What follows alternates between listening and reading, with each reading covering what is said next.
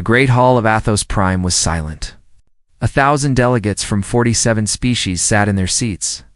Their eyes were fixed on the massive screen that floated in the center of the chamber. On that screen was a small, blue planet. Earth's High Arbiter Velos stood at the central platform. His tall gray body cast a long shadow across the floor. He had ruled the Galactic Coalition for 300 years. He had seen empires rise and fall. He had crushed rebellions and ended wars. But today, he felt something he had not felt in a very long time. He felt afraid. "They call themselves humans," Velo said. His voice echoed through the hall. "They live on this small world at the edge of the galaxy. They have existed for only 200,000 years. In the eyes of the cosmos, they are infants." He pressed a button. The screen changed. It showed images of human history. Primitive humans hunting with spears. Ancient armies clashing with swords. Mushroom clouds rising over cities. Rockets launching into space. "But these infants are dangerous," Velos continued. "They went from stone tools to nuclear weapons in 10,000 years. They split the atom. They walked on their moon. They mapped their own genetic code. No species in our records has ever advanced this fast." A delegate from the Meraki Federation raised his hand. His skin was blue and covered in scales. "High Arbiter, they are still primitive. They have not even left their own solar system. Why should we fear them?" Velos turned to face him. "Because they will leave their solar system. And when they do, they will not stop." He pressed another button. The screen showed a crashed ship on Earth's surface. Human scientists surrounded it, taking it apart piece by piece. 40 years ago, a scout ship from the Kelosi Empire crashed on Earth. We thought all evidence was destroyed.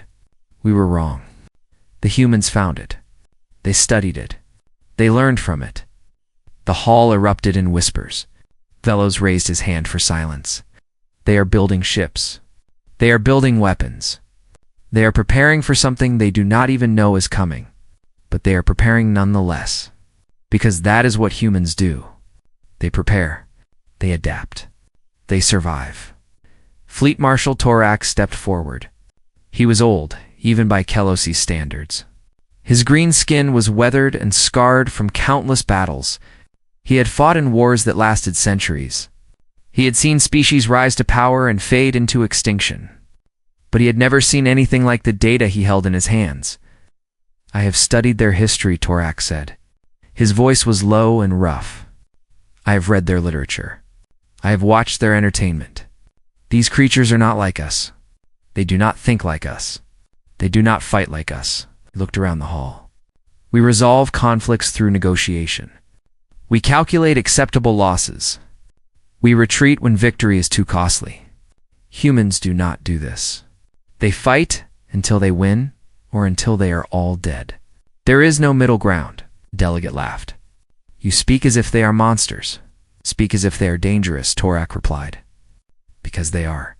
Every war in their history proves it. They burned their own cities rather than let enemies take them. They sent soldiers on missions with no hope of survival. They dropped nuclear bombs on their own kind." He paused. "They do not know how to surrender." The hall fell silent again. High Arbiter Velos nodded slowly. "This is why I have called this assembly. We must decide what to do about humanity. We have 3 options." He raised one finger. "First, we can do nothing. We can watch them from afar and hope they remain peaceful when they reach the stars." He raised a second finger. "Second, we can make contact. We can welcome them into the coalition and hope they accept our laws and our ways." He raised a third finger. "Third, we can end them. We can send a fleet so large that resistance is impossible. We can destroy their ships, their weapons, and their ability to ever threaten us." The debate lasted for 3 days. Delegates argued and shouted and threatened. Some spoke of peace and cooperation. Others spoke of fear and survival. But in the end, the vote was clear. 7,300 delegates voted for war. Only 200 voted against. Velos stood before the assembly one final time. "It is decided. We will send a combined fleet of 9,700 warships. Every species will contribute. Every species will share the burden. We will show humanity the full power of the Galactic Coalition, and we will end this threat before it begins." The delegates cheered. They believed victory was certain. 9,700 warships against a species that had never fought a war in space? It would be over in days. But Fleet Marshal Torak did not cheer. He stood alone at the edge of the hall, staring at the image of Earth on the screen. He had read too much. He had seen too much. He knew that numbers alone did not win wars. A young officer approached him. "Fleet Marshal, you seem troubled. Do you not believe we will win?" Torak was silent for a long moment. Then he spoke. "I have read a human book. It was written by a human general thousands of years ago. He said that no plan survives contact with the enemy. He said that war is chaos, and the winner is the one who adapts fastest." He turned to face the young officer. "We are sending 9,700 ships against a species that has spent its entire existence fighting their environment, fighting their predators, fighting each other. They have never known peace. They have never known safety. War is not something they do. It is something they are." The young officer swallowed hard. "What are you saying, Fleet Marshal?" Torak looked back at the blue planet on the screen. Somewhere on that world, humans were watching the stars. They did not know what was coming, but they would fight anyway. They always did. "I am saying that we may have just made the worst mistake in galactic history." 6 months later, the fleet departed. 9,700 warships, carrying millions of soldiers from dozens of species. The largest military force ever assembled in the history of the galaxy. They flew toward Earth with confidence and pride. They did not know that only 18 of them would ever return. Dr. Yuna was drinking her third cup of coffee when the alarm started. She had been awake for 36 hours, running tests on equipment that the government pretended did not exist. She was tired. She was irritated. And when she saw the data on her screen, she dropped her coffee cup and forgot all about sleep. "That is not possible," she whispered. The deep space sensors had detected something at the edge of the solar system. Something massive. The computer counted the energy signatures and gave her a number. She ran the count again. And again. And again, 9,700 ships. Within an hour, every government on Earth had received the data. Within 2 hours, the United Nations held an emergency session. Within 3 hours, the nations of Earth did something they had never done before in all of human history. They agreed. The United Earth Council was formed before the sun set. Old enemies shook hands. Ancient grudges were forgotten. Because none of that mattered anymore. There was something coming that wanted to kill them all. Admiral Tejo was appointed Supreme Commander of Earth's combined forces. He was 62 years old. His hair was gray, and his face was lined with the marks of a life spent at war. He had fought in 3 conflicts and commanded fleets in 2, but nothing had prepared him for this. He stood before the cameras and addressed the world. His voice was calm and steady. "Citizens of Earth, you have heard the reports. An alien fleet is coming. They have not come to talk. They have not come to trade. They have come to destroy us." He paused. Billions of people watched in silence. They believe we are weak. They believe we are divided. They believe we will kneel before their power and beg for mercy. His eyes hardened. "They are wrong," he leaned forward. "We are the species that survived ice ages and plagues. We are the species that tamed fire and split the atom. We are the species that clawed our way from caves to the stars. And we will not go quietly into the night." The world erupted in cheers. Fear turned into anger. Despair turned into defiance. Factories that had been closed for years opened again. Scientists who had retired returned to their labs. Soldiers who had left the military put on their uniforms once more. Earth prepared for war, Captain. Hannah arrived at the command center 3 days later. She was young for a ship captain, only 34 years old. Her record was filled with commendations and complaints in equal measure. She won battles that should have been impossible. She also ignored orders whenever she thought she knew better.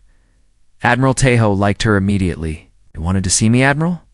she asked. Te-Ho handed her a tablet. "I have a mission for you. It is dangerous. It is probably suicidal, and it is absolutely necessary." Hannah looked at the tablet. Her eyes widened. "You want to turn the asteroid belt into a minefield? Not just the asteroid belt. Jupiter's moons. Saturn's rings. Every rock and every crater between here and Neptune." Teho smiled grimly. "They think they are flying into empty space. I want them to fly into hell." Hannah grinned. It was not a nice grin. "I can do that." Colonel Sung-ho handled the ground forces. He was a large man with hands like shovels and a voice like thunder. He had survived the first contact incident 20 years ago, when an alien probe had crashed in the Pacific and released creatures that killed 300 soldiers before they were stopped. He still had nightmares about it, but nightmares were useful. They reminded him what he was fighting against. "We do not know if they will invade," Admiral Teho told him. "But if they do, your job is to make them regret it." Sung-ho nodded. "They will regret being born." He began training his soldiers for impossible conditions. They fought in the frozen wastelands of Antarctica. They fought in the burning deserts of the Sahara. They fought underwater and underground and in the thin air of mountain peaks. He pushed them until they broke, and then he pushed them harder. "The aliens cannot survive what we can survive," he told them. "They evolved on gentle worlds with low gravity and mild weather. We evolved on Earth. This planet tried to kill us every single day, and we are still here."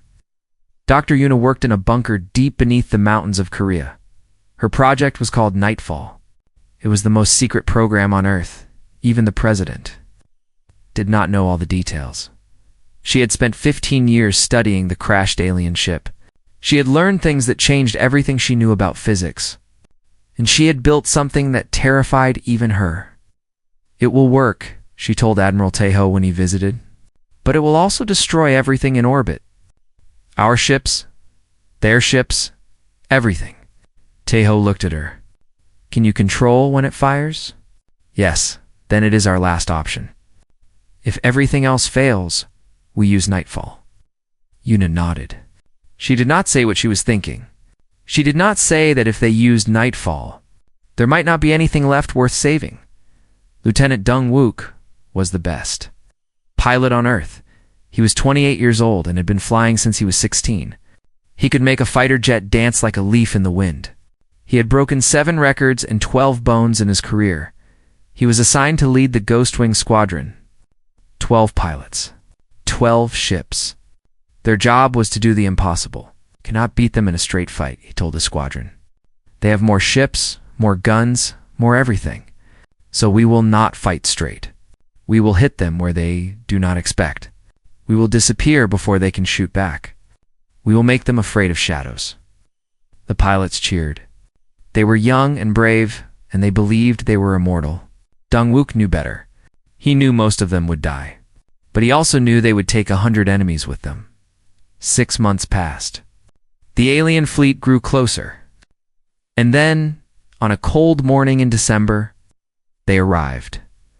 The Coalition fleet dropped out of hyperspace at the edge of the solar system. 9,700 warships, stretching across space like a wall of metal and fire. High Arbiter Velos stood on the bridge of his flagship and smiled. He broadcast his message to Earth. "People of Earth, I am High Arbiter Velos of the Galactic Coalition. You are surrounded by the greatest fleet ever assembled. Surrender now, and your deaths will be quick. Resist, and you will suffer." He waited for a response. For 30 minutes, there was only silence. Then a single transmission came from Earth. It was Admiral Teho's voice. 3 words. "Come and take it." Velos frowned. He did not understand. No species had ever refused surrender when faced with such overwhelming force. It was illogical. It was irrational. It was human. "All ships," Velos commanded, "advance to Earth. Destroy everything in your path." The fleet moved forward, and somewhere in the asteroid belt, Captain Hannah watched them come. She pressed a button on her console. "Welcome to the Sol System," she whispered. "We have been waiting for you." The first mine exploded. Then the second. Then 1,000 more. The battle had begun. The first explosion tore through a coalition cruiser like paper. The ship had been flying in perfect formation, following protocols that had won 100 wars. The mine was primitive. It was simple. It was just a metal ball filled with explosives hidden among the asteroids, and it worked perfectly. Before the crew could even scream, a second mine hit the ship beside it. Then a third, then a fourth. High Arbiter Velos watched from his flagship as chaos erupted across his fleet. Ships were exploding everywhere. Orderly formation became a scattered mess as captains tried to avoid the invisible death around them. "How many?" he demanded. His tactical officer was shaking. 200 ships destroyed, High Arbiter. Another 300 damaged, and we have not even seen the enemy yet. Velos felt cold rage building in his chest. Find the mines. Clear a path. But the mines were everywhere, hidden in asteroid fields, buried in clouds of dust, floating in the darkness of space. The humans had spent months seeding the outer solar system with death. Every safe path was a trap. Every open space was a lie. Captain Hannah watched from her ship, the Black Lotus. She was hidden in the shadow of a large asteroid, her engines cold and silent. Around her, a dozen other stealth ships waited like wolves watching a wounded animal. "Wait for it," she said softly. "Let them come deeper." The coalition fleet pushed forward. They were taking losses, but they had numbers. Velos believed he could absorb the damage and still crush Earth with overwhelming force. He was partially right. He had the numbers, but he did not understand what he was facing. The Black Lotus struck without warning. A NAS ship erupted from the asteroid's shadow and fired a single missile at a coalition command ship. The missile was small and fast, and it carried a nuclear warhead. The command ship vanished in a flash of light. Before the coalition could respond, Hannah was gone. Back into the shadows. Back into the darkness. Across the outer solar system, human stealth ships repeated this tactic 100 times. They appeared from nowhere, struck hard, and disappeared before anyone could target them. They went after command ships. They went after supply vessels. They went after communication relays. They cut the coalition fleet into pieces. Fleet Marshal Torak watched the battle from his own ship. He had warned them. He had told them that humans did not fight like other species. And now, he was watching his predictions come true. "They are not defending," he said quietly. "They are hunting." Lieutenant Dong-wook led the Ghostwing Squadron into the heart of the battle. His fighters were small and fast and built to withstand forces that would kill any other species. Human bodies could survive acceleration that would turn alien pilots into paste, and Dong-wook intended to use every advantage he had. "Ghostwing, engage," he commanded. 12 human fighters dove into a formation of coalition interceptors. The aliens were good pilots. They had trained for years. They followed perfect combat doctrine. But Dong-wook did not follow doctrine. He spun his fighter in ways that should have been impossible, pulled turns that would have killed any alien pilot instantly. His squadron did the same. They flew like maniacs, like demons, like creatures from a nightmare. The coalition pilots panicked. Their instruments told them what the human ships were doing was physically impossible. No living creature could survive those maneuvers. They began to wonder if they were fighting machines or monsters. In 20 minutes, Dong-wook's squadron destroyed 63 enemy fighters. They lost 2 of their own. But those 2 pilots ejected safely and were picked up by rescue ships. Humans were hard to kill. The Battle of Jupiter was the turning point. The coalition fleet, now down to 7,000 ships, approached the massive planet. They needed to pass it to reach Earth. Admiral Tejo was waiting for them. He had hidden weapons platforms in Jupiter's moons. He had positioned his small fleet in the planet's shadow. He had planned something that no alien strategist would ever expect. "Use the gravity well," he ordered. "Slingshot our ships around Jupiter. Hit them at maximum speed." His officers looked at him in shock.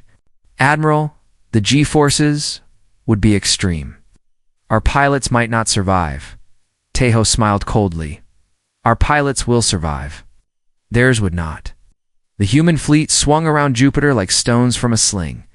They accelerated to speeds that made coalition sensors scream warnings, and then they hit the enemy formation like missiles made of metal and fury.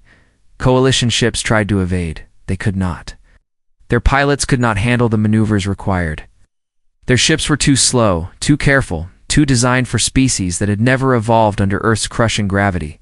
The humans carved through them like a blade through water. Velos lost 1,400 ships in 8 hours. His flagship was hit twice and barely survived. He stood on his burning bridge and watched his fleet die around him. "This is impossible," he whispered. "They are primitives. They have 300 ships. How are they doing this?" Torak contacted him from across the battlefield.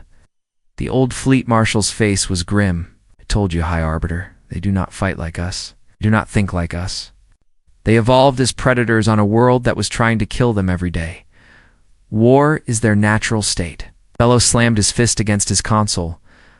"I will not be defeated by animals." He gathered what remained of his fleet. 6,100 ships. Still more than enough to destroy Earth, he told himself. Still more than enough to win. All ships, ignore the outer planets. Make directly for Earth. We end this now. The fleet moved as one, battered and bleeding but still dangerous. They flew past Jupiter, past Mars, past the Moon. And finally, they saw it, Earth. The small blue world hung in space like a fragile jewel. Clouds swirled across its surface. Lights glittered on its dark side. It looked peaceful. It looked beautiful. It looked helpless. Velos smiled. Begin bombardment. Burn their cities. Destroy their defenses. Leave nothing standing. The coalition fleet opened fire. On the surface of Earth, Colonel Sung-ho stood with his soldiers and watched the sky fill with light. The bombardment had begun. Somewhere in the distance, a city was dying. He could see the flames on the horizon, but he did not despair. He did not run. He checked his weapon and looked at his troops. "They think the battle is over," he said. "They think they have won, but they have not landed yet. And until their boots touch our soil, this fight is not finished."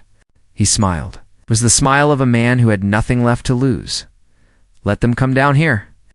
Let them see what humans do to invaders. Above him, the coalition fleet continued its assault. They believed victory was certain. They were about to learn how wrong they were. The bombs fell like rain.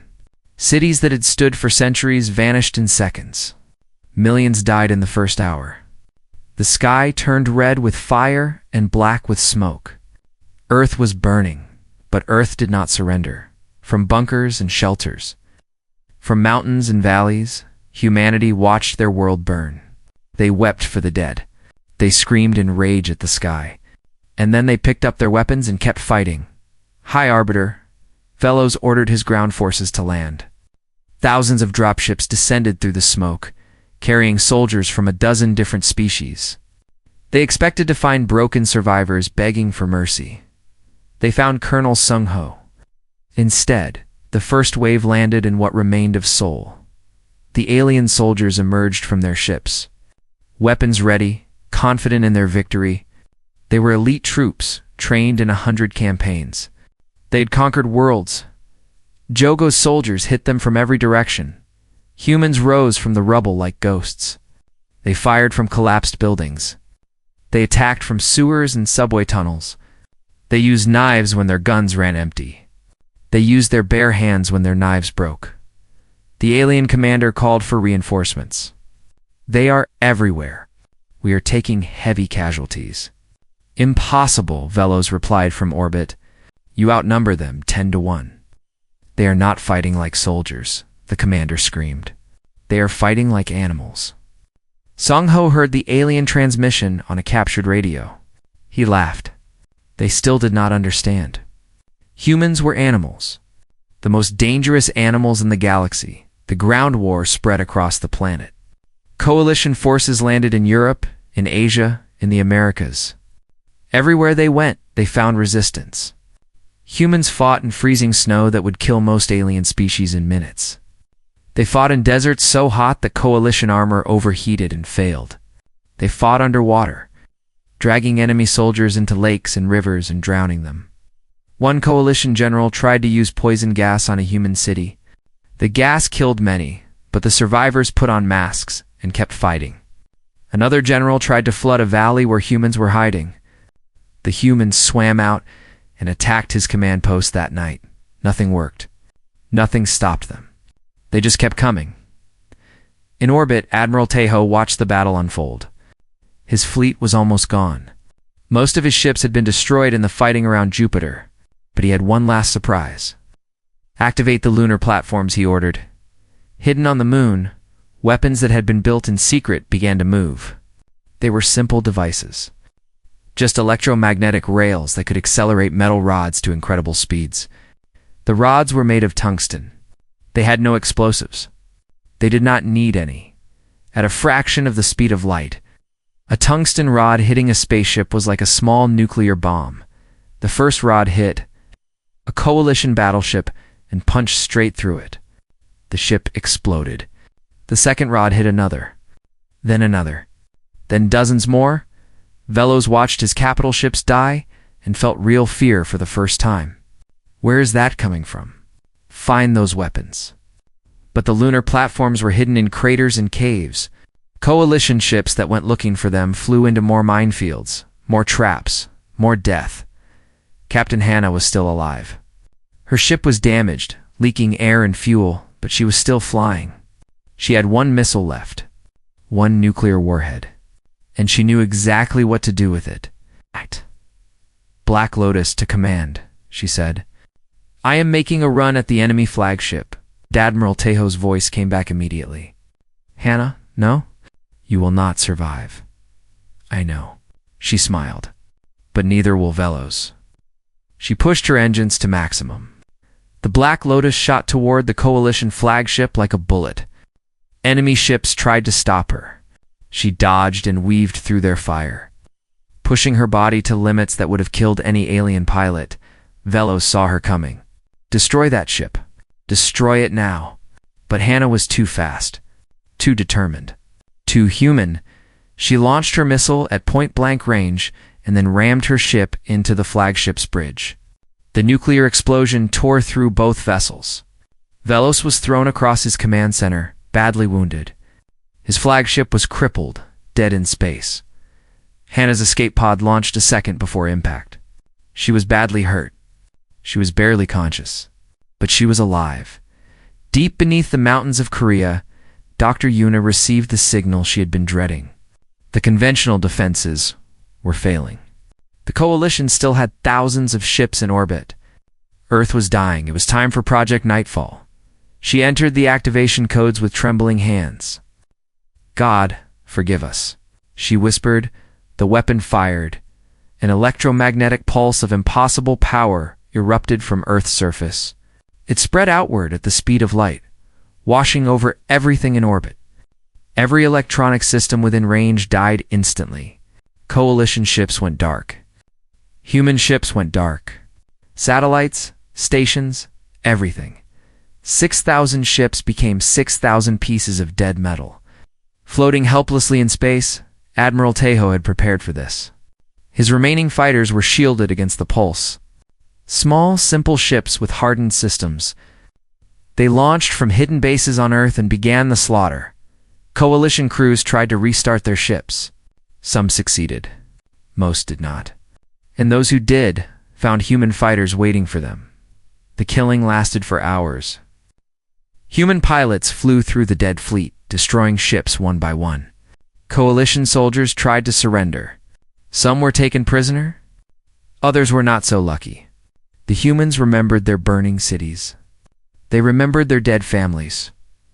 Mercy was in short supply. Fleet Marshal Torak was one of the few who got his ship working again. He looked at his tactical display and felt his heart break. Of the 6,000 ships that had entered Earth's orbit, fewer than 100 were still functional. All ships, he broadcast on every frequency, retreat. Retreat immediately. There is nothing left here but death. The survivors ran. They fled toward the edge of the solar system, toward hyperspace, toward safety. Torak did not look back. He could not bear to see what remained. High Arbiter Velos was captured by human soldiers who boarded his crippled flagship. He was dragged before Admiral Tejo, wounded and broken, and unable to understand what had happened. How? He asked. We had everything. Numbers, technology, experience. How did you beat us? Tejo looked at him for a long moment. When he spoke, his voice was quiet. He came to our home. You burned our cities. You killed our children. And you expected us to give up. He shook his head. We are the species that hunted mammoths with wooden spears. We are the species that crossed oceans in boats made of wood and cloth. We are the species that walked on the moon because we refused to believe it was impossible. He leaned closer. We are humanity, and we do not surrender. Ever. Velos had no answer. He had studied 1,000 species across the galaxy. He had never encountered anything like this. These creatures were insane. They were magnificent. They were terrifying, and he realized in that moment that the galaxy would never be the same. The 18 ships limped through hyperspace like wounded animals. Their hulls were scorched and torn. Their crews were broken and traumatized. They had entered the Sol system as conquerors. They were leaving as survivors. Fleet Marshal Torak sat alone in his quarters, staring at the bulkhead. He had not slept since the retreat. Every time he closed his eyes, he saw the same images. Human fighters dancing through his fleet like demons. Human soldiers rising from the rubble of their destroyed cities, still fighting, always fighting. The flash of the weapon that had killed thousands of his ships in an instant. He had warned them. He had told them that humans were different, and no one had listened. The journey back to Coalition space took 3 weeks. 3 weeks of silence. 3 weeks of staring at tactical reports that made no sense. 3 weeks of trying to understand how the greatest military force in galactic history had been destroyed by a species that had discovered electricity only 2 centuries ago. When they arrived at Athos Prime, the Grand Assembly was waiting. The Great Hall was silent as Torak walked to the central platform. 1,000 delegates watched him with wide eyes. They had heard the reports. They had seen the numbers, but they could not believe them. Fleet Marshal Torak, the new High Arbiter, said. His voice trembled slightly. Please tell us what happened. Torak took a deep breath. We sent 9,700 warships to Earth. 18 have returned. The rest are destroyed or captured. High Arbiter Velos is a prisoner of the humans. The invasion has failed completely. The hall erupted in chaos. Delegates screamed and shouted. Some wept. Others demanded explanations that Torak could not give. He waited for silence. Then he continued.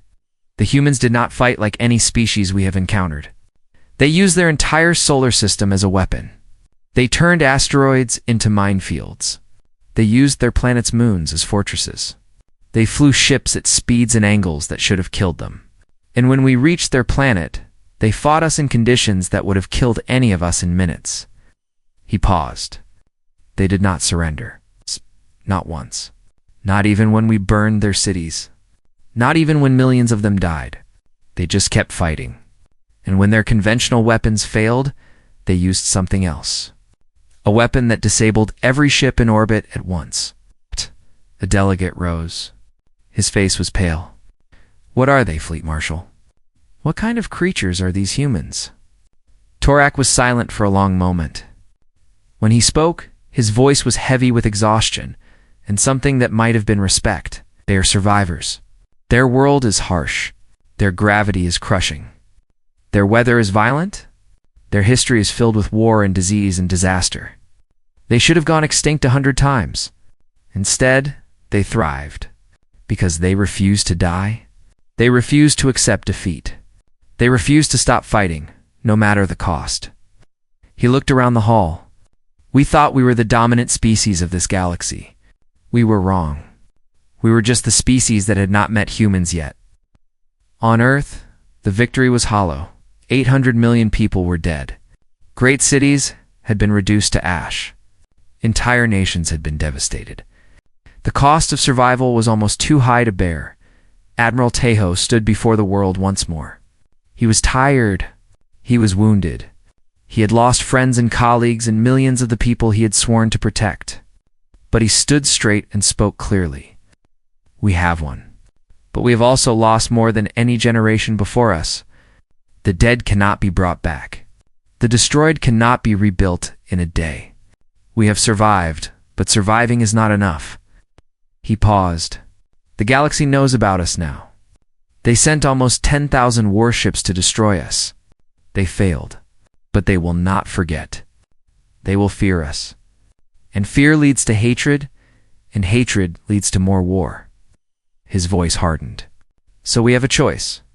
We can hide on our wounded planet and wait for the next attack. Or we can go out there. We can show the galaxy that humanity is not a threat to be feared, but a force to be respected. We can build ships that can cross the stars. We can establish colonies on distant worlds. We can make sure that what happened here can never happen again." He raised his fist. "They wanted to destroy us before we became too powerful.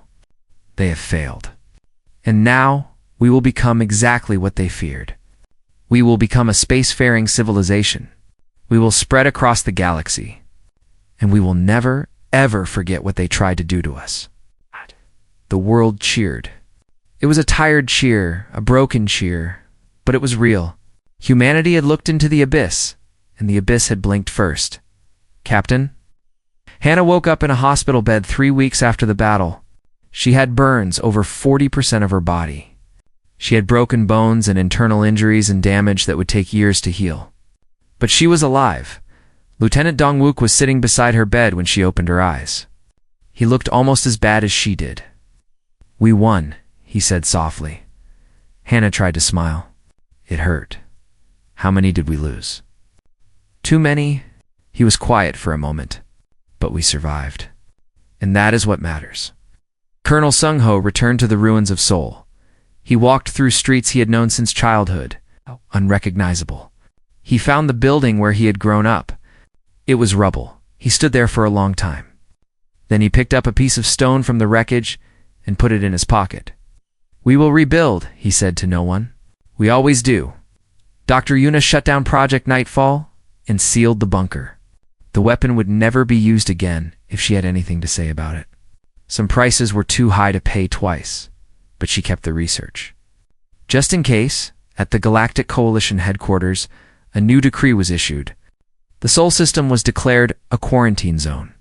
No ship from any species was allowed to approach within 10 light years of Earth. Humanity was to be isolated and contained.